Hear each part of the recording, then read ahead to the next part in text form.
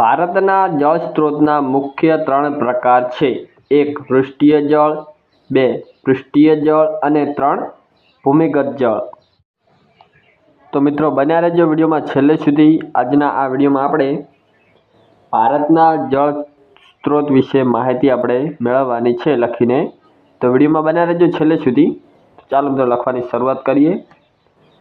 ભારતના જળ સ્ત્રોત વિશે માહિતી. ચાલો લખીએ. શાંતિથી મિત્રો લખીશું અને સારા અક્ષરે. તો વિડીયોમાં બન્યા રહેજો. ભારતના જળ સ્ત્રોત. ભારતના જળ સ્ત્રોત વિશે માહિતી. જોઈ શકો છો, ભારતના જળ સ્ત્રોત વિશે માહિતી. ચાલો હવે લખીએ. જવાબની અંદર લખીએ આપણે. ભારતના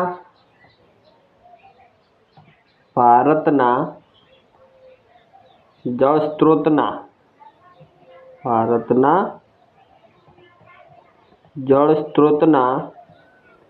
મુખ્ય 3 પ્રકાર છે. મુખ્ય 3 પ્રકાર છે. ભારતના જળ સ્ત્રોતના મુખ્ય 3 પ્રકાર છે. 1. પૃષ્ઠીય જળ. પહેલું છે મિત્રો પૃષ્ઠીય જળ. બીજું પૃષ્ઠીય જળ.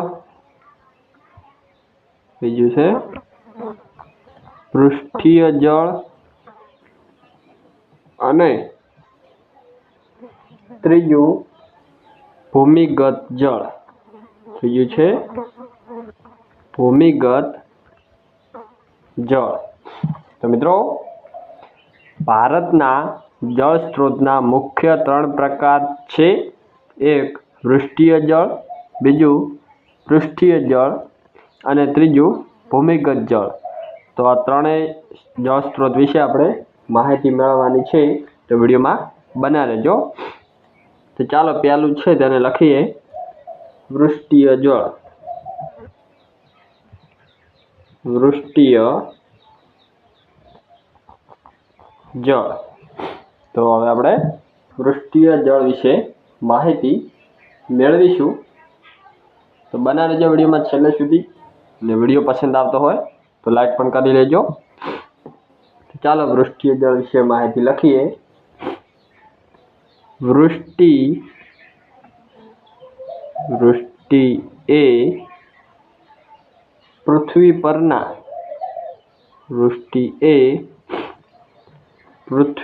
પરના જળ સંસાધનનો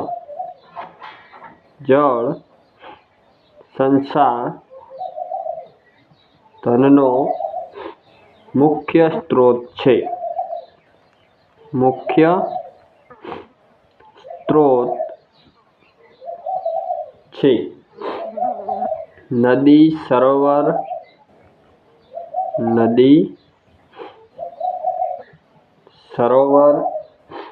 ઝરણા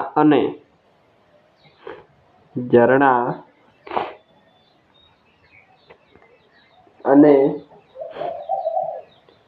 કૂવા એ ગૌણ સ્ત્રોતો છે.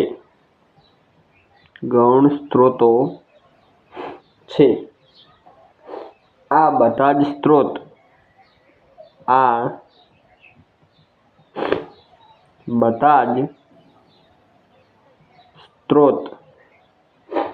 વૃષ્ટિને આભારી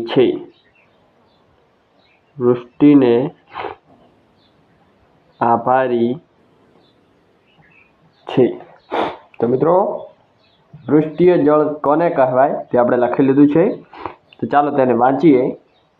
પૃષ્ઠીય જળ. વૃષ્ટિ એ પૃથ્વી પરના જળ સંસાધનનો મુખ્ય સ્ત્રોત છે. નદી, સરોવર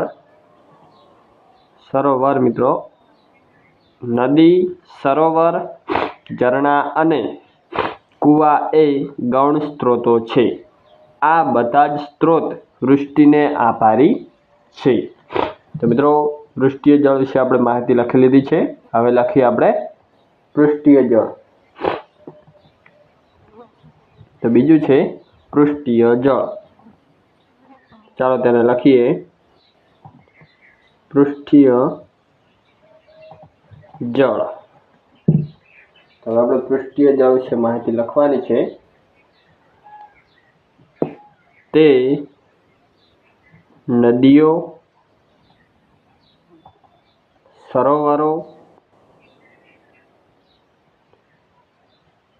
તળાવો,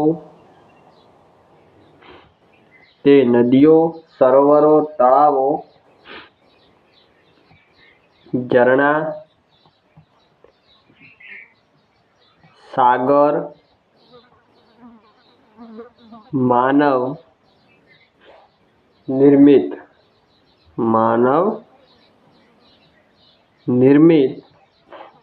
જળાશયોમાં જોવા મળે છે.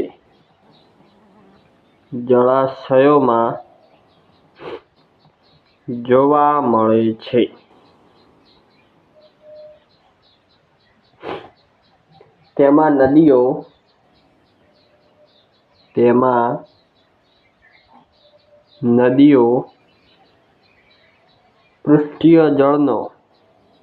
નદીઓ પૃષ્ઠીય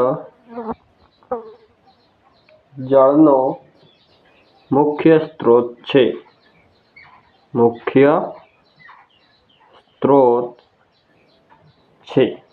તો મિત્રો, પૃષ્ઠીય જળ વિશે પણ આપણે માહિતી લખી છે. તે નદીઓ, સરોવરો, તળાવો, ઝરણા, સાગર, માનવ નિર્મિત જળાશયોમાં જોવા મળે છે. તેમાં નદીઓ પૃષ્ઠીય જળનો મુખ્ય સ્ત્રોત છે. ત્યાર પછી હવે આપણે લખીએ ત્રીજું ભૂમિગત જળ. ચાલો લખીએ ભૂમિગત જળ. હવે આપણે ભૂમિગત જળ વિશે માહિતી લખીશું. તો બન્યા રહેજો વિડીયોમાં છેલ્લે સુધી. ભૂમિગત જળ વિશે માહિતી આપણે લખવાની છે. જમીનની સપાટી પરથી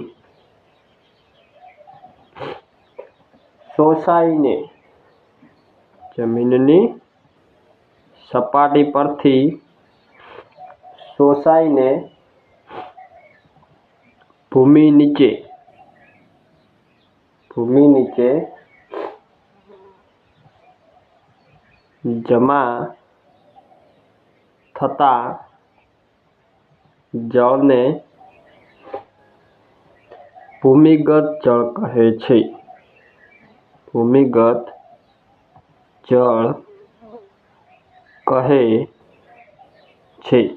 તો મિત્રો, આ પ્રશ્ન પરીક્ષામાં પૂછાઈ શકે તેવો છે, તો ખાસ ધ્યાન આપો.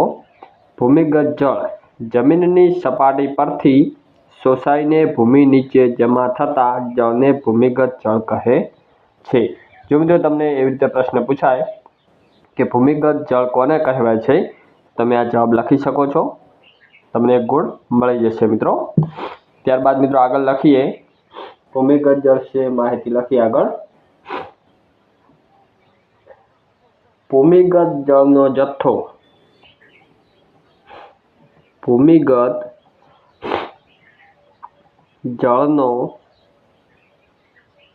જથ્થો અમર્યાદિત છે.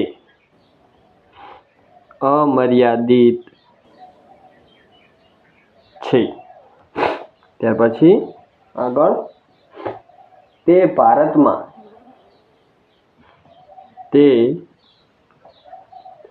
ભારતમાં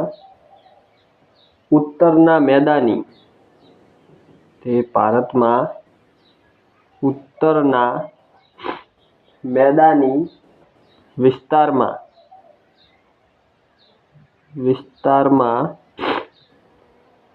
લગભગ 42% જેટલા 42% જેટલા ભાગમાં જમા થયેલો જોવા મળે છે.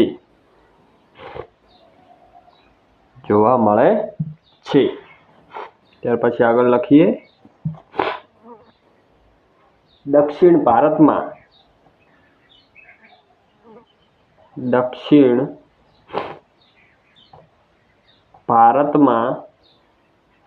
ઉચ્ચ પ્રદેશ અને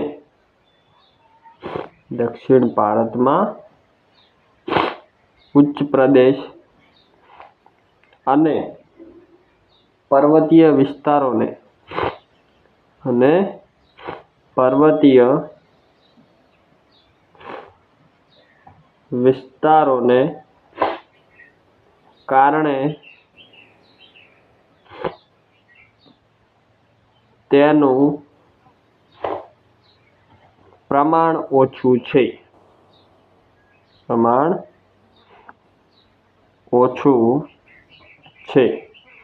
ત્યારબાદ આગળ તેનો સૌથી વધુ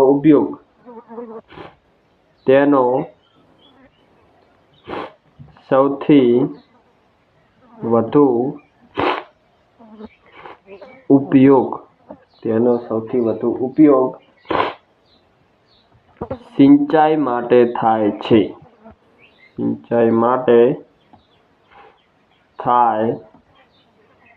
છે. તો મિત્રો આ હતા ભારતના જળ સ્ત્રોત વિશે માહિતી. આપણે આખી જ માહિતી લખી છે અને મિત્રો સમજી છે. તો ફરી એકવાર આપણે આખી જ માહિતીને વાંચી લઈએ. તમે વિડીયોમાં ધ્યાન આપો અને જોડાતા રહો છેલ્લે સુધી. તો ચાલો આખી જ માહિતી એકવાર વાંચી લઈએ. ભારતના જળ સ્ત્રોત વિશે માહિતી. ભારતના જળ સ્ત્રોતના મુખ્ય 3 પ્રકાર છે. એક વૃષ્ટિય જળ, બીજું પૃષ્ઠીય જળ અને ત્રીજું ભૂમિગત જળ. એક છે વૃષ્ટિય જળ. વૃષ્ટિ એ પૃથ્વી પરના જળ સંસાધનનો મુખ્ય સ્ત્રોત છે. નદી, સરોવર, ઝરણા અને કૂવા એ ગૌણ સ્ત્રોતો છે. આ બધા જ સ્ત્રોત વૃષ્ટિને આભારી છે. બીજું પૃષ્ઠીય જળ તે નદીઓ, સરોવરો, તળાવો, ઝરણા, સાગર, માનવ નિર્મિત જળાશયોમાં જોવા મળે છે. તેમાં નદીઓ પૃષ્ઠીય જળનો મુખ્ય સ્ત્રોત છે. ત્યારબાદ આગળ ભૂમિગત જળ ત્રીજું છે. જમીનની સપાટી પરથી શોષાઈને ભૂમિ નીચે જમા થતા જળને ભૂમિગત જળ કહે છે. ભૂમિગત જળનો જથ્થો અમર્યાદિત છે. તે ભારતમાં ઉત્તરના મેદાની વિસ્તારમાં લગભગ 42% જેટલા ભાગમાં જમા થયેલો જોવા મળે છે. દક્ષિણ ભારતમાં ઉચ્ચ પ્રદેશ અને પર્વતીય વિસ્તારોને કારણે તેનું પ્રમાણ ઓછું છે. તેનો સૌથી વધુ ઉપયોગ સિંચાઈ માટે થાય છે. જો મિત્રો તમને આજનો આ વિડીયો પસંદ આવ્યો હોય તો આ વિડીયોને એક લાઇક કરજો, તમારા મિત્ર સુધી શેર કરજો અને આપણી યુટ્યુબ ચેનલ સંજય ગુજરાતી પાઠશાળાને સબસ્ક્રાઈબ કરજો.